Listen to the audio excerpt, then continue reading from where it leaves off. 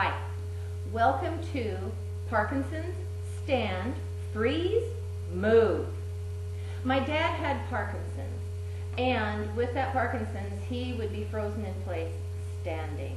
He found it really irritating. His feet were stuck to the floor. He described it as though his feet were stuck in concrete. If you find yourself in this position, I am ready to give you some ideas how you can move yourself out of this. And if you happen to be with a Parkinson's person, you're a Parkinson's partner, then you can help that person by either reminding them of those self-helps, or there's a couple of moves I'm going to show you with an assistant so that you can help the person with the Parkinson's get out of that frozen position. So if I could have my assistant come on in here. I have with me Miriam, who's going to be my assistant today. And the first thing that we're going to do is realize that sometimes just taking a deep breath will break that spell of being frozen. So take a deep breath, or encourage the person that you're with to take a deep breath using their arms. Inhale, looking forward. Maybe they can take a walk. Perfect. Perfect. Just think about that deep breath and try and make it a habit if you find yourself being frozen.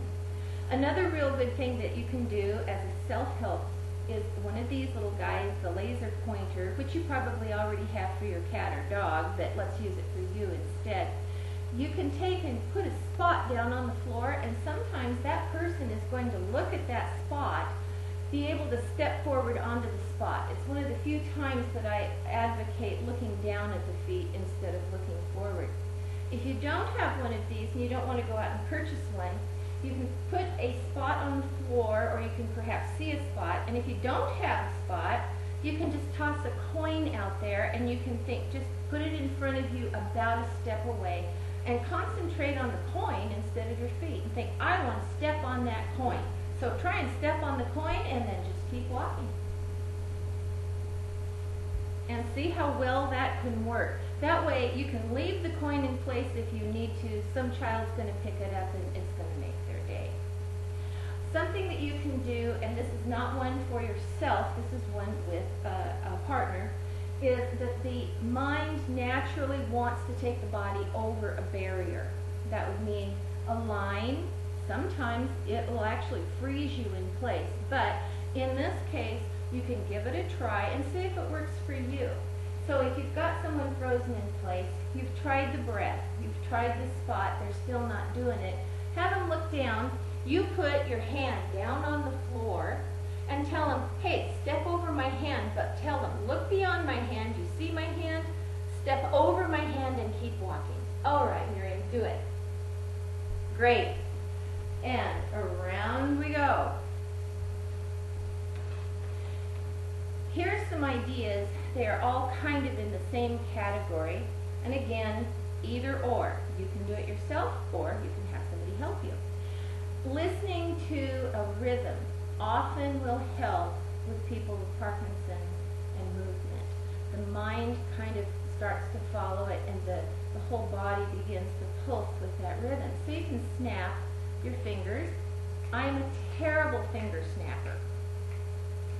Use a metronome, but so you're frozen. You could snap, or you could count, and just do 1, 2, 1, 2, 1, 2.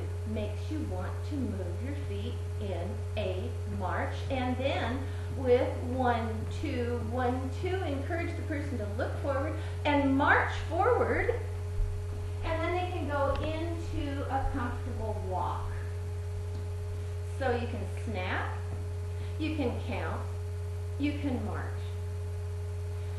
One other thing, if a person is frozen, is it's kind of like a dance move. And we're going to turn sideways to the camera so you can see what we're doing here. Have the person with Parkinson's look at your face, or if they're quite short, or if their stance is rounded like this, so their eyes are down, try and get their eyes as high as possible up to your face. So we want them to be looking up at your face, or up at some buttons or something that are in front, so that they're no longer really hunkered down and looking at the feet. You want them looking forward and not thinking about the feet. So you hang onto hands like this,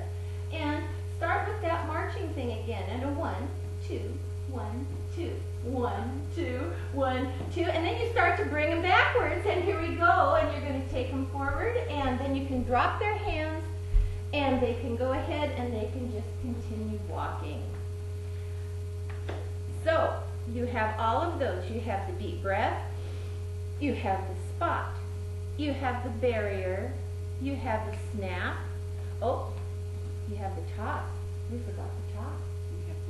We have to do the toss, folks. Okay, we've got to do the toss. And this is my absolute favorite one. How did I forget it? The body is naturally going to follow if you throw your hands in one direction or the other. So if you want to go left or right or whatever, you take your hands. But when you do that, the body just wants to follow it. And that's why I like it, because it's natural. It may seem unnatural to throw your hands, but you'll get to a point that the brain is going to override, and you're going to start to walk by throwing your hands. So if Miriam will throw her hands over in this direction and start to walk. And when you do this, give it a good toss and walk. Okay, and we are done now with your tutorial here. You have the deep breath, you have the spot, you have the barrier, you have the toss, the counting and snapping, and your dance move. So you have several things that you can choose from here. Please try each of them. Try them with your Parkinson's partner. See which one works for you. What works for one doesn't necessarily work for another. So let's get walking.